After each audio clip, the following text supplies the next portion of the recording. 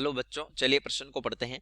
Tertiary butyl समूह का plus आई प्रभाव आइसोप्रोपिल समूह की अपेक्षाकृत उच्च क्यों होता है? तो आइए प्रश्न की मुख्य अवधारणा पे बात करते हैं। मुख्य अवधारणा, ध्रुवीय बंध की उपस्थिति में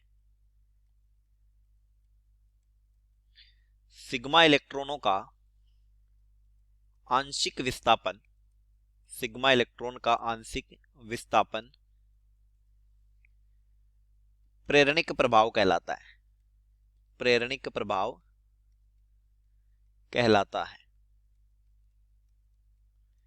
देखिए, पूछा है कि टर्सरी ब्यूटिल का प्लस आई आइसोप्रोपिल से क्यों ज्यादा है। प्रेरणिक प्रभाव का मतलब है आई प्रभाव। वे समूह है प्लस आई प्रभाव दर्शाते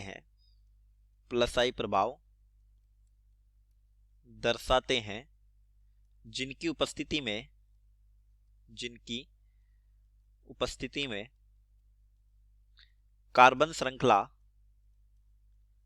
इलेक्ट्रॉन धनी हो जाती है। यानी इलेक्ट्रॉन कार्बन श्रृंखला की ओर खींचते हैं, धनी हो जाती है। जैसे एल्किल समूह है, तो एल्किल समूह का प्लस आई प्रभाव होता है। प्रश्न में एक हमसे दिया है टर्सरी ब्यूटिल, तो इसकी संरचना होती है CH3 C CH3 CH3 और यहां से मुक्त संयोजकता है। टर्सरी ब्यूटिल का मतलब है 3 डिग्री कार्बन से क्या हो, संयोजकता फ्री हो। यह है टर्सरी ब्यूटिल। और एक दिया है आइसोप्रोपिल। आइसो का मतलब होता है सेकंड लास्ट कार्बन पर एक मिथाइल समूह उपस्थित हो, तो यह है CH3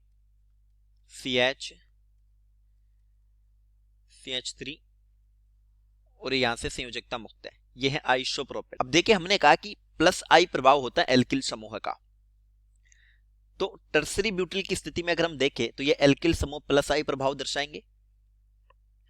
अगर हम मानते हैं कि इस कार्बन के साथ कोई OH समूह जुड़ा हुआ है, दोनों तरफ मान लेते हैं, तो कार्बन पर क्या आएगा, अधिक विद्युतीरणता की वजह से ऑक्सीजन इलेक्ट्रॉनों को खींचेगा, तो कार्बन पर धनावेश होगा। और प्लस आई प्रभाव अब कार्बन श्रृंखला को क्या करते हैं, इलेक्ट्रॉन देते हैं।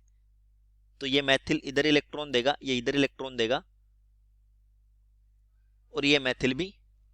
इस वजह से कार्बन पर जो धनावेश होगा वो घटेगा, यानी कि स्थायित्व बढ़ेगा। आइसोप्रोपिल में भी कार्बन पर डेल पॉजिटिव है, तो फिर क्या होगा कि ये इलेक्ट्रॉन कार्बन को देंगे, तो फिर इसका धनावेश घटेगा और स्थायित्व बढ़ेगा। और इलेक्ट्रॉन देना क्या है, प्लस आई प्रभाव। तो कहां पर ज्यादा इलेक्ट्रॉन दान किए गए, टर्सरी ब्यूटिल में।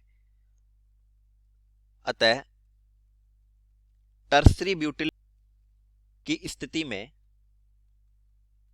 कार्बोधनायन को अधिक इलेक्ट्रॉन घनत्व मिला। इस आधार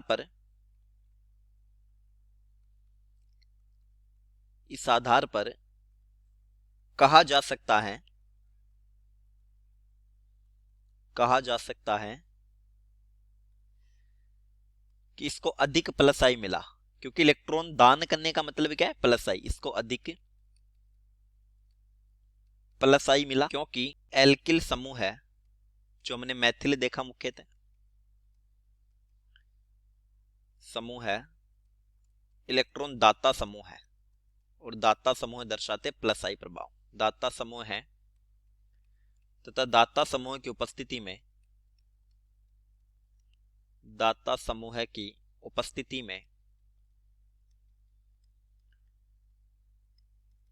प्लस आई प्रभाव होता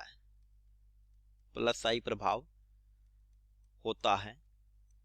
यानी अगर हम सीधे शब्दों में कहना चाहे तो टर्सरी ब्यूटिल में 3 मैथिल का क्या है, प्लस आई है, जबकि आइसोप्रोपिल में 2 मैथिल का प्लस आई। देखिए, सामान्य क्रम होता है प्लस आई का CH3